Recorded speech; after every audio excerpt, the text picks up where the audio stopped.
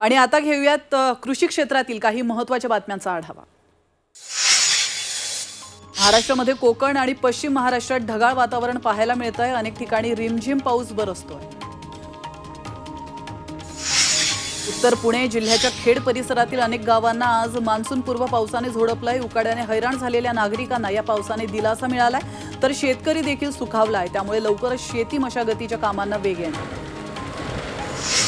सांगली शहरासह परिसरामध्ये मान्सूनपूर्व पावसाने जोरदार हजेरी लावली आहे। या पावसामुळे नागरिकांची चांगलीच तारांबळ उडाली आहे। मात्र जिल्ह्यात चांगला पाऊस झाल्याने शेतकरी वर्ग सुखावलाय।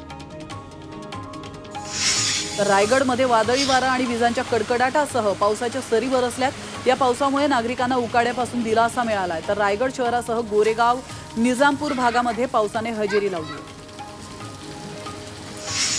नांदेडमध्ये मान्सूनपूर्व पाऊस बरसलाय। विजांचा कडकडाट आणि वादळी वाऱ्यासह पाऊस झालाय।